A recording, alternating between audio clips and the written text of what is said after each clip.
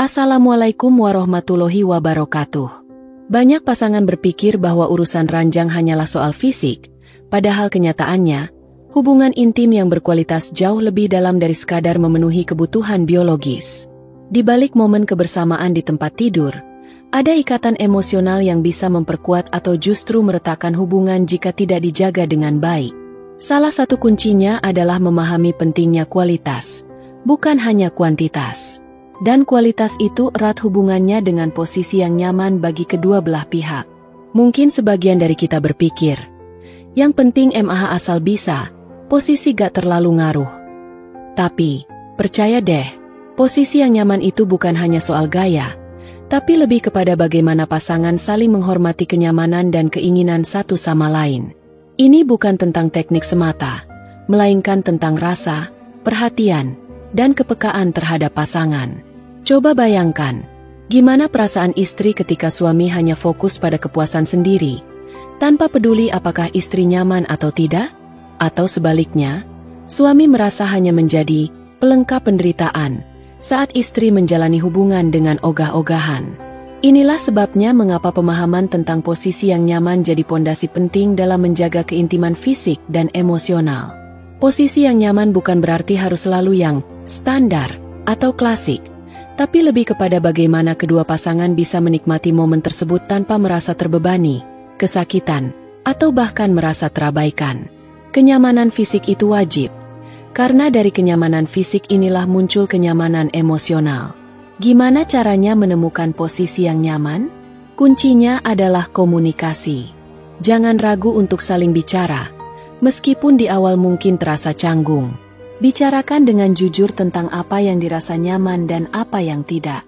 Kadang, hal kecil seperti sudut tubuh, kecepatan, atau bahkan pencahayaan ruangan bisa memengaruhi mood dan kenyamanan.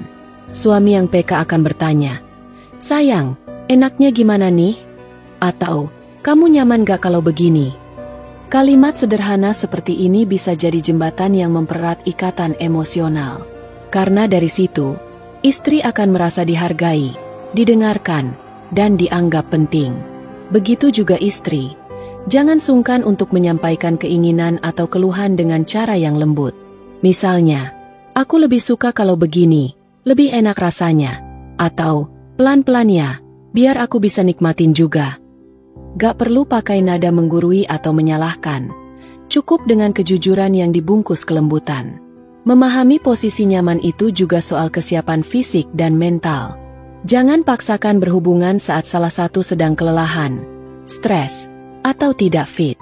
Kenyamanan bukan hanya tentang pose, tapi juga kondisi tubuh dan suasana hati. Suami istri harus saling memastikan bahwa keduanya dalam keadaan rileks, tenang, dan siap menikmati momen kebersamaan. Banyak pasangan yang terjebak dalam rutinitas monoton. Nah, disinilah pentingnya eksplorasi posisi yang nyaman dan romantis. Bukan semata-mata demi variasi, tapi untuk menjaga semangat kebersamaan dan membangun pengalaman yang lebih intim. Variasi posisi bukan soal siapa yang lebih jago atau lihai, tapi tentang bagaimana kedua pasangan bisa saling menemukan ritme yang pas. Selain itu, posisi yang nyaman juga memperlihatkan adanya sikap saling memberi dan menerima. Ada kalanya suami memimpin, ada kalanya istri memandu. Tidak ada dominasi sepihak, yang ada hanyalah keseimbangan. Ketika keduanya saling menikmati, maka rasa puas itu akan muncul secara alami, tanpa perlu dipaksakan. Dalam Islam, hubungan suami istri bukan hanya soal memenuhi syahwat, tapi juga ibadah dan ladang pahala. Maka dari itu, menjaga kualitas hubungan intim adalah bentuk tanggung jawab moral dan spiritual.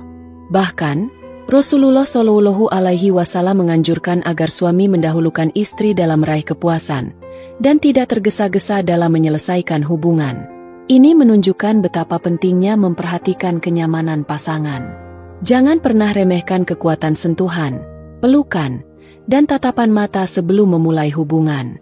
Foreplay yang cukup akan membuat istri lebih rileks dan siap menikmati. Ini juga mempengaruhi posisi apa yang akan terasa nyaman bagi istri.